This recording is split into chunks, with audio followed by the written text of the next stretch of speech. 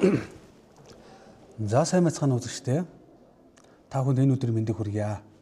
За тэгэхээр эрх мэдлийн сүүдэр нэвтрүүлэгт иргэдээс олон талын мэдээлэлүүд ирж байгаа. За энэ сэдвээр сурвалжлах үлтгэж араас нь 90 сурд болооч гэдэг.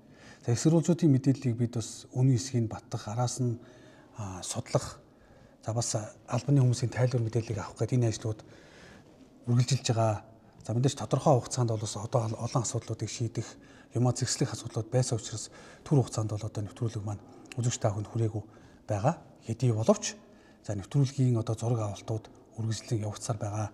За энэ удаад бид иргэний нисгийн ерөнхий газар ашигт малтмал газрын төсний газрын зарлаар гадаад улсад суралцсан хүмүүсийн нэрсийг ил болгоцгоё гэдэг ийм уриалгыг төвшүүлж байгаамаа. Үүнийг та бүхэн бас олон нийтэд хүргэхэд тусалаарай. За яагаад тэгэхээр сүүлийн жилүүдэд боловсролын зээлийн сантай холбоотой асуудлын хүрээнд бол одоо олон нийт маш сайн мэдээллүүдийг мэддэг болсон. Сүүлийн 2-3 жилийн хугацаанд энэ асуудал яригдж байна. За энэ асуудал олон нийтийн анхаарлын төвд бол орчихсон. За мэдээж асуудлууд нь шатараад шийдэгдэж явж байгаа. За гэтэл яг энэ асуудал донд тухайн сангаас илүү одоо хөрөнгө оруулалттай буюу за иргэний нисгийн ерөнхий газар ашигт малтмалын газрын төсний газрын зардлаар гадаад улсад суралцдаг энэ асуудал одоо олон нийтэд ил болохгүй байгаа дарагчаад байгаа юм асуудал байна. Тухайлбал одоо манай улс жил бүр иргэний нисгийн болон за газрын төсний салбарын мэргэжилтнүүдийг гадаад улсад сургаж байгаа. За энэ ирээдүйн боловсон хүчнийг бэлтгэх бол чухал ачаал бүгдэлтэй. За үүнийг бол буруутгаагүй. Хамгийн гол нь тухайн одоо гадаад улсад суралцах одоо хүмүүсийг сонгон шалгаруулахдаа үнэн зөв бодиттой яг үнэхээр одоо эрх мэдэл албан тушаалтай за улс төрд нөлөө бүхий этгээдүүдийн одоо танил тал хамаарал бүхий үр хөвгтүүдийг нь одоо ч юм уу одоо явуулахгүй байх тэр нөхцөл болцоо хэр хангаж ажилласан юм бэ гэдэг дээр ингээд төвлөрж байгаа. Тэгэхээр их сурвалжуудын мэдээлэлээр бол энэ зүйл бол байсан гэж байгаа. За тийм ч бас бид энэ мэдээллийг баттгаад явж байгаа. За энэ хүрээндээ бид иргэний нисгийн ерөнхий газар бол одоо зам тээврийн яамд хариалагддаг. За зам тээврийн яамд очиж за эрх бүхий албан тушаалтнуудаас энэ мэдээллээр бас тодруулга мэдээлэл авахыг хүссэн боловч за холбогдох албаны хүмүүс бол энэ мэдээллийг нэгтлээ. За нэгтэлж иргэний нисгийн ерөнхий газрын зардлаар одоо хичнээн хүмүүс суралцсан юм бай. За тухайн суралцсан хүмүүсийн нэр дотор одоо эрх мэдэл албан тушаалтай хүмүүсийн хамаарал бүхий хүмүүс явсан хэсэг гэдэг энэ асуудлыг судалж, нэгтэлж за дараа нь одоо иргэн мэдээлэл өгье гэсэн байгаа. За энэ мэдээллүүдийг бодож хүлээгээд байж болохгүй.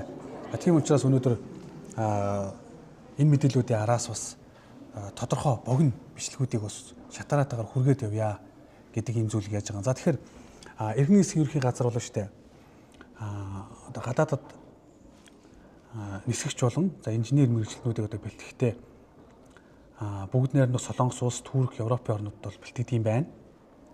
За зардал нь бол нисгэгчийн сургалтын зардал нэг хүнд 500-аас 800 сая төгрөг засуулдаг гэж байна.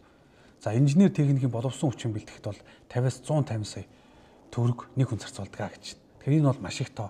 Тэгвэл одоо яг 2005-аас 2020 оны мэдээллүүд нь бол байна лээ. За тэрэн дээр бол нэг 300 гаруй хүнийг бол одоо сургасан гэж байгаа. Тэгтэл тэр гүйцэтгэлийн мэдээллийг аваад үзэнгүүт бас хангалттай байж байгаа. За тэр дунд иргэний нисгийн ерөнхий газрын үр гүйцэтгэлээр ажиллаж исэн албан тушаалтны хүүхдэн хүртэл сургаар явчихсан. За тэгээд зарим сургаар явсан хүмүүс нь тухайн гадаад орондоо үлдчихдэг. Яг ингээд зорилттой боловсон хүчнээ бэлтгэх ёстой. Гэтэл одоо эгэл бур ардын хүүгүүд яг үнэхээр чин сэтгэлээсээ одоо нисгийн салбарт ажиллая гэсэн тэр хүмүүсийн урд дуур дайран орж за тэгээд нэр нөлөө бүхий хүмүүсээр одоо яриулж иж тэр сургалтын мөнгө төгрөгийг авчаад тэгээд суралцдаггүй байдлууд байна. За тэгээд энэ мэдээллүүдийг одоо ил болгооч гэж харж байгаа. 2020 оноос хойших мэдээллүүд нь бол байхгүй байна. Гэхдээ 2005-аас 2020 оны мэдээлэл дүнд бас дүн шинжилгээ хийх зайлшгүй шаардлагатай байна. Яг энэ дээр одоо хууль хяналтын байгууллагууд яг ажиллаа төвлөрөөд яг энэ дээр тухайн мэдээллүүдийг батгасан зүйл бол байхгүй байна. Тийм учраас энийг бол олон нийтэд анхаарлын төвд хүрэх ёстой юм аа. Тэгвэл энэ нөгөө боловсролын зээлийн сан гэдэг энэ асуудал донд дарагдаад хоцорчод байгаа. Дараагийнх нь бол шүү дээ. Ашигт малтмал газрын төсний газар. За бүтээгдэхүүн авах гэрээний үндсэн дээр одоо гадаадд боловсон хүчин бэлтгэх үйл явц явагддаг. За аж үйлдвэр Эрдэс баялагын яамны харьяа ашигт малтмал газрын төсний газар бүтээгдэхүүн хуваах гэрээгд Монгол улсад олболт хийж байгаа. За гадны нэр бүхий компаниудтай байгуулж ирсэн. За гэрээний биелтийг нь хянах за тухайн байгууллагын ажил байдаг. За Монголд боломж дутдаггүй харин боломж зөв хүнд очиж байна гэдг нь л одоо дутдаг. За бүтээгдэхүүн хуваах гэрээнд хэвчлэн дараах заалт ордсон юм. За тодорхой хувь нь одоо монгол хүний газрын төсний нарийн мэргэжлэр бэлтгэх заалттай. За тухайн зардлыг нь бол одоо үйл ажиллагааны зардал гэж бүртгэдэг. За энэ зардал нь дараа нь ашиг хуваахаас өмнө нөхөгддөг. За сургалт нэрээр гадаадад сургалт, семинар, за консалтингийн үйлчлэгийг бол авдаг. За тэгэхээр бодит үр дүн нь харамсалтай тодорхойгүй байна. За өмнө нь сургалтанд явцсан хүнийг давтан сургалтанд явуулсан ийм тохиолдлууд бас байдаа гэж одоо их сурвалжийн мэдээлэлүүд байгаа. Гэхдээ бид энийг баттах зайлшгүй шаардлагатай. За жишээ нь нэг сөөхийн ажил гэдэг шүү дээ. 2-3 жилийн өмнө хийсэн сөөхийн ажлынхаа зургийг 2-3 жилийн дараа арай жоох өөрчлөөд гаргачихдаг. За яг үүнтэй адилхан гадаад улсад одоо мэрэгжилтэн боловсон хүчин бэлтгэсэн. За энийхээ зардлыг авъя гэдэг ингээд буцаагаад манайхаас нэхэмжилждэг. Бүтээгдэхүүн хуваах гэрээний үндсэн дээр нэг оролцож байгаа компаниуд нь.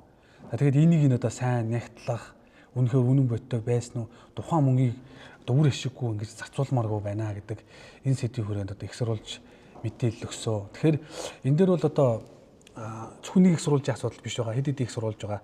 Нэг нь иргэний эсрэг ерхий газар, нөгөөх нь ашигт нутаг газрын төсний газар.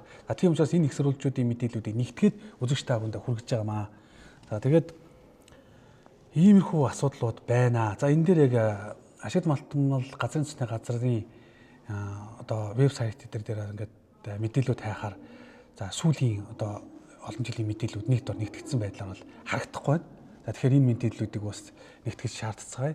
За тэгээд тэр мэдээлэлүүд гараад ирэнгүүт за мэдээж нэр усын шүүгээд тухайн их сурвалжуудын өгж байгаа мэдээллүүд үнэн байна уу, бодтой байна уу гэдэг нь гарч ирнэ. За тэгээд цаашаага мэдээж энэ мэдээллийг хууль хэлтийн байгууллагууд нь үнэн зөвийг нь шалган тогтоох ажлууд хийгдэх баха. За тийм учраас энийг богино байдлаар үзэгч та бүхэнд ерөнхий мэдээллүүдийг ингээ хүргэж байгаа. За тэгээд бид зам тээврийн юмны сайд дэлгэр сайхнаас яг энэ асуудал дээр бас тайлбар мэдээлэл авахыг хүссэн боловч за бид нар бас яг энэ ордонд хэд хоног араас нь бас яриа авах гэж хөдөллөө. За тодорхой мэдээллүүдийг өгөх боломжгүй байна. Яг энэ мэдээллүүдийг судалж тогтоогоогүй судлаагүй байна. За гэсэн юм зүйлийг ярьж байна.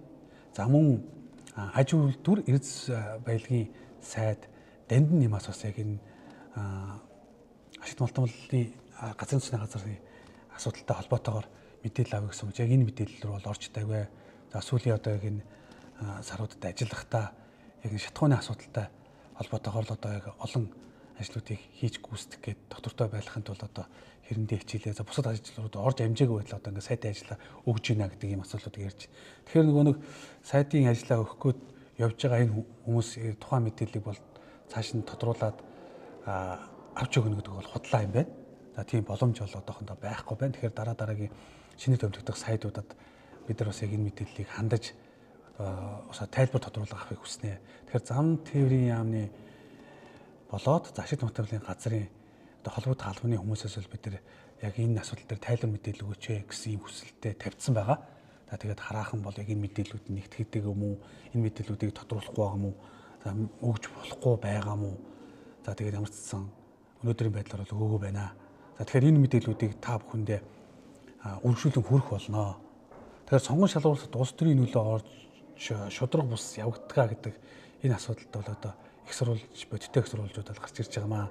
Тэгэхээр энэ засгийн ерхий газар ашигт малтмалын газрын төсний газрын за нөлөө бүхий албан тушаалтнуудын хүүхдүүд болон хамаарал бүхий хүмүүс нь гадаад улсад сурах сургалтанд чанар, чадвар, мэдлэг, дутмаг хэрнээ тооноор орж ирж байгаа юм шиг ингээд явчихдаг ийм тохиолдлууд байдгийн шүү. Энэ мэдээллүүдийг ил болгож за тухайн өндөр дүнтэй мөнгийг нь улсад буцаан төлөвлөх гэхэд одоо анхаараарай. Энэ ажлуудыг бас шахаж шаардаарай гэсэн юм аа. Тэгэхээр энэ мэдээллүүдийг хамгийн гол нь шахаж шаардахад та бүхний хүч тэмцлэг их байна. Анхаарлаа хандуулсан үзэгч та бүхэндээ баярлалаа.